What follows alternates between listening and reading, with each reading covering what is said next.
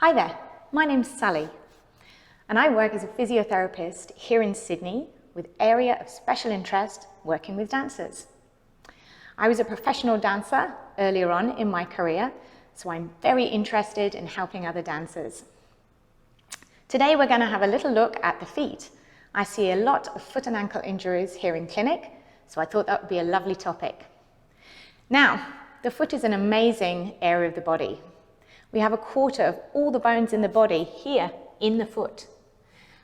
Each foot has 33 joints and we have 26 muscles all attaching in here to help us decelerate and accelerate our movement. The movement of the foot works in a spectrum. So we come from one end of the movement, which is called pronation, where the foot lengthens and, more importantly, the tissues and muscles lengthen to decelerate, and then it reforms, comes through center and to the other end of the spectrum, which is called supination. This is a more rigid foot. In fact, it's called a rigid lever, and we need the foot to be rigid to help propel the body forwards through the big toe. So we have a mobile adapter foot, which is pronating, and a rigid lever foot, which is supinating. So let's have a little look at that in more detail, and then I can let you know how that features in with some of the injuries I see. So tripod foot, which would be center, we have first toe joint, fifth toe joint in the heel, nice and even, with even spaces in our 3 arches. When we supinate, we see the shin bone rotating and it pulls the foot up and in. So we have this nice rotational movement. What we see is the arch drawing in. We also see the front of the foot connecting in and around. So the foot comes in like that, and at the back we see the heel tilting in, and this is called inversion. And when we put the foot into a supinated position, you can see here that it is more solid. On the flip side, over here in the land of pronation, we see the ankle bending. This is called dorsiflexion. And with that, we see in front to back direction, a lengthening of the foot. So we want to see the heel drive backwards. We also, in this direction, see the forefoot come this way. So it comes around to the side. And at the back here, we see the heel come in and around, and that is called eversion. We also have movement through the center of the foot in what's called our transverse plane. So the front of the foot will be on the floor, and it's actually the heel that moves around in relation to that. The other important thing to look at is the big toe and how much movement we have there. Now, for happy foot function, we should have about 60 degrees of what's called toe extension. Many times in the dancing world, we see more than that, up to 90, and for very hypermobile people, it actually comes a little bit further. When we look then relate to dancing, our pronating foot should be happening whenever we bend. So when we're looking at pliés, fondus, and landing from jumps, we should have a foot that lengthens, opens, and has a bit of a twist. And then that will lengthen all the muscles and help you come back through tripod again to center.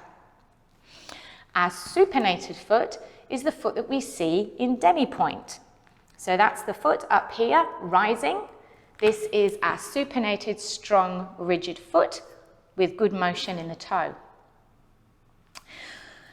When we come to look at injuries, we need to really bear in mind that there is a difference between proper pronation and then the foot just rolling in.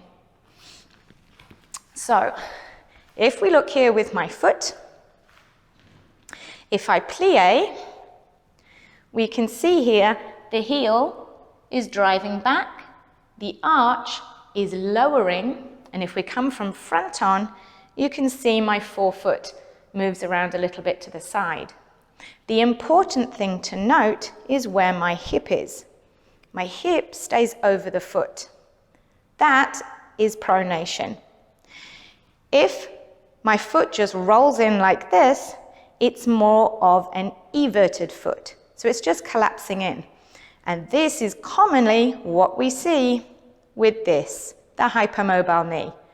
So when the knee pops back out of center, we see the foot roll in, and it struggles to get back to a neutral position again. So when a foot is consistently pushed into this everted position, the tendons have to work really hard to try and slow that motion down. And that can be often when we see problems around the inside of the ankle, with injuries around tibialis posterior tendon, and sometimes with the toe flexors as well. When we look at rising and demi-point, it's interesting to note that we have two tiny little bones sitting here under the first toe joint. They're called sesamoids. And they can get irritated if there's too much weight coming through them. Now, as dancers, we're up on our toes a lot, so those little bones can get a lot more wear than with the average Joe. Again, interestingly, if we come into a proper rise where everything is stacked through the second toe and we have our supinated foot, the weight is even. If, however, we're rising in a fished position, this is actually also a pronation position, and it's called a type 2 pronation, and all of the weight is then forced into the big toe. So this is one of the things I commonly look at in clinic when people come in with first toe pain, or if they have any pain around the inside of the ankle.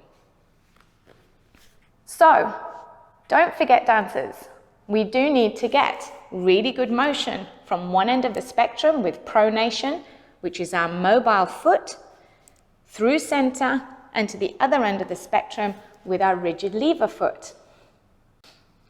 Remember, pronation is not the enemy, and every time you do a plie or a fondu, or you prepare for a jump or land from a jump, you need your foot to have this nice spiraling pronation action, which is different from a foot that is just rolling in and collapsing. I hope this has been useful for you, and I hope you enjoy dancing in your shoes.